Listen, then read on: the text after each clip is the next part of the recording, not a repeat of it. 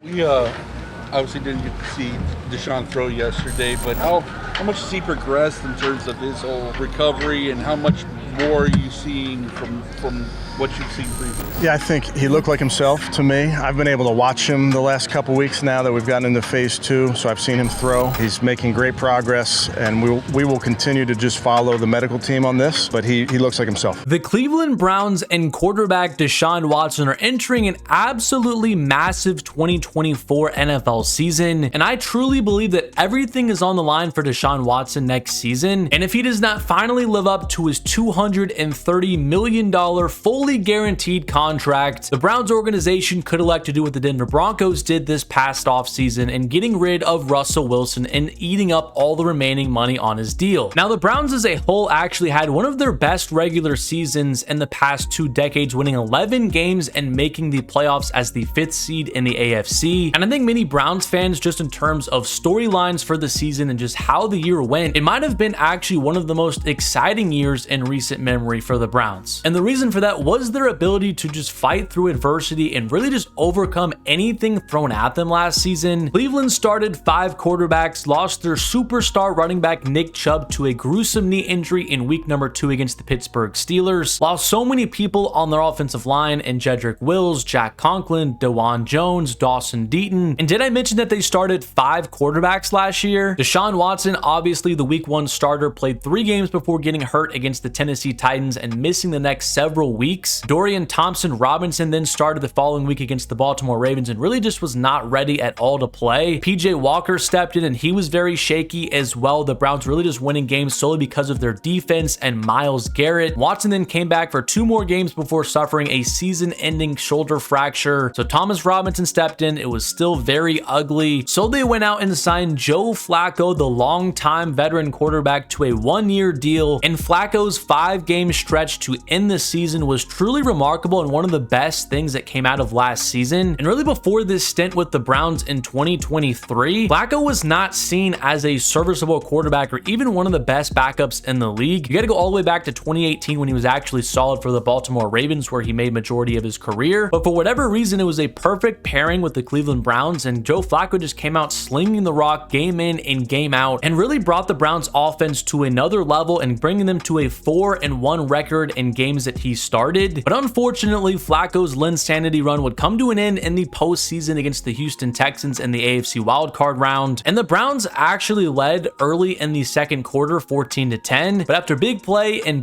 from CJ Stroud and the Texans offense and a couple of pick sixes from Joe Flacco in the third quarter, things pretty much unraveled and sent the Browns home. So another hopeful and exciting Browns season ended with some stark disappointment, and the team entered yet another offseason with a ton of questions surrounding the team and how they're going to finally be able to get over the hump and win their first Lombardi trophy in franchise history. And general manager Andrew Berry had his work cut out for him, because the Cleveland Browns, if you go across the NFL and look at every single team's draft capital and their cap space, I think it's fair to say the Browns were bottom 5 in the league this offseason in terms of their resources. And despite that, he had to try and find a way to improve the roster, as the Browns are still in win now mode. And you could tell from the team's free agent acquisitions that there were not going to be super heavy spenders, really relying on older veteran players on 1 to 2 deals just to be some stopgap players for the next couple of seasons. Their biggest move, however, was getting Jerry Jeudy in a trade with the Denver Broncos. They sent a 2024 5th and 6th round pick to complete the trade, which was definitely not a huge asking price for Jeudy. And shortly after the trade, they gave him a 3-year, $58 million deal with $41 million guaranteed at signing. So most of their flexibility was used on getting Deshaun Watson another weapon. And Jeudy, who was a 1st round pick in 2020, has not lived up to his hype in the pre-draft process, but he's still young at 25 years old and has shown flashes to be a great route runner and a deep threat for an offense. So I think Kevin Stefanski and the Browns organization is betting on his upside and his talent, and pairing him alongside Amari Cooper should create one of the best route running duo of wide receivers in the league. And outside of Jeudy, the Browns really spent the rest of the offseason just getting some depth pieces to help out in case of any severe injuries they suffer again next season. They got 2 running backs in Nyheim Hines and Deontay Foreman. It's to be seen how Nick Chubb comes back from his injury this year and if he will be ready for week number 1. And with Kareem Hunt no longer on the roster, the backup running back is currently slated to be Jerome Ford, who was a rookie last year and actually kind of impressed. But in case of any injuries or Chubb not coming back 100%, the Browns now have 2 other serviceable running backs in Foreman and Hines. Cleveland also brought back their entire defensive line from a season ago, re-signing Shelby Harris and Zadarius Smith. But for some more depth, they brought in Quentin Johnston to replace Jordan Elliott, who signed with the San Francisco 49ers. So once again, next season, the Browns should have a fairly solid rotation at defensive tackle and defensive end. And really the only position group that should look a lot different next season is the linebacking core. The Browns replaced Anthony Walker and Sion Takitaki with Jordan Hicks and Devin Bush. Bush is a similar player to Jerry Jeudy in the fact that he's a younger guy still at 25 years old, but has not lived up to his first round hype just a few years ago. But the Browns are once again betting on their talent and hoping to continue to develop them as players and get the most out of them. And getting a guy like Jordan Hicks, just getting a reliable, proven veteran to replace Anthony Walker, who has dealt with a lot of injuries the past couple of years. And the last 2 moves I want to touch on are about the backup quarterback position. The Browns went out and got Tyler Huntley from the Baltimore Ravens and Jameis Winston from the New Orleans Saints. As we've seen year after year now regarding Deshaun Watson, you cannot rely on him to play a full season. So getting 2 guys that have a lot of experience in starting games and can do more than good enough to step in and play for a few games, I like bringing both of them into a quarterback room that also has a young guy that can be developed in Dorian Thompson-Robinson. The Browns are just trying to be a little bit more prepared than they were last season because they had some injuries at the quarterback position. Their backup PJ Walker was not good. Dorian Thompson was not ready to step in, and they pretty much lucked into Joe Flacco, and you really can't count on doing that every single season. So I do like that the Browns really went out and tried to address the backup quarterback position. And quickly to the draft, I feel like Cleveland did the exact same thing that they did in free agency, really just getting some depth players for the trenches. Their 2nd round pick was Michael Hall Jr. out of Ohio State. He's very young, only 20 years old. He will need some development. And with already so many players on the defensive line over 30 years old, getting a talented and younger player to develop is always a plus for a position group. And that same trend continued in the 3rd round with Zach Zenter out of Michigan. If Zenter did not suffer a severe leg injury, he probably would have been a lot higher of a pick. But the good thing for him is he will not have to start right away due to Joel Bitonio and Wyatt Teller both slated in to start at both guard positions. So Zenter will just be able to come along slowly and just be able to replace one of those guys in a couple of years, or even serve as a very nice depth piece, because we even see going back to last year how many injuries the Browns suffered. So really, when you take everything into account regarding the team's offseason, I really feel like the Browns are kind of just running things back. I mean, they really only made one major move bringing in Jerry Jeudy, and the rest of their acquisitions are really just depth players or guys that were going to have some smaller roles on the team. So to me, it seems like the Browns organization is just banking on better health this season and really hoping that Deshaun Watson can finally return to form that we saw with the Houston Texans. I know for years now, Watson has become such a polarizing player for obvious reasons, but the point of the matter is for the Browns is if he is not good and if he is not at least an average quarterback, they're not going to be a good team or a playoff team, in my opinion. With how stacked the AFC North is and how stacked the conference is as a whole, the Browns cannot go through another season where their defense and their running game and Kevin Stefanski are just carrying this team to win after win after win. At some point, that does catch up to you, and I think we did see that to an extent in the playoff game against the Texans. There's so many injuries, just so many different quarterbacks, it all just kind of collapsed at once. The team needs some stability this season, and they need Deshaun Watson to be available and be a good player. I mean, they traded 3 first-round picks, a 3rd rounder, and a 4th rounder for this guy and offered him a 5-year, $230 million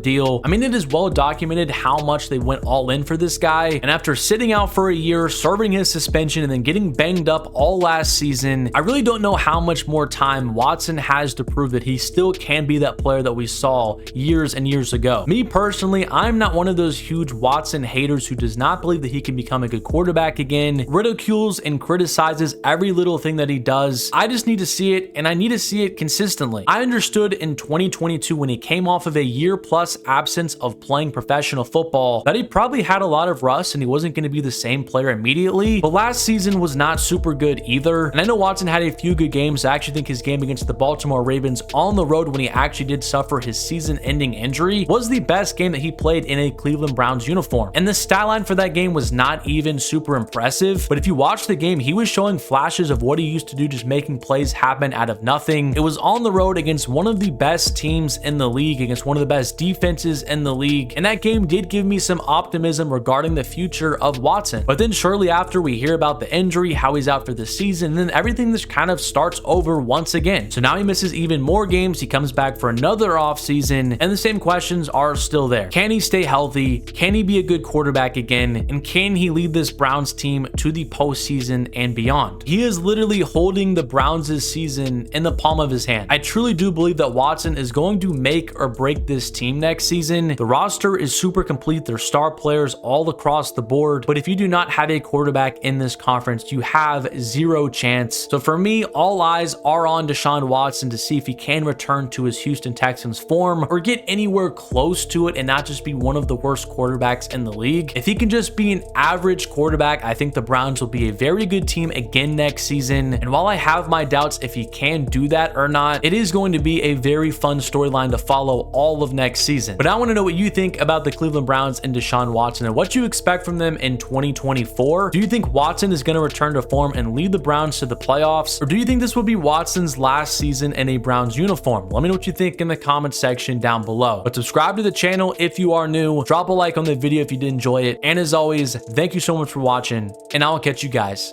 in my next one.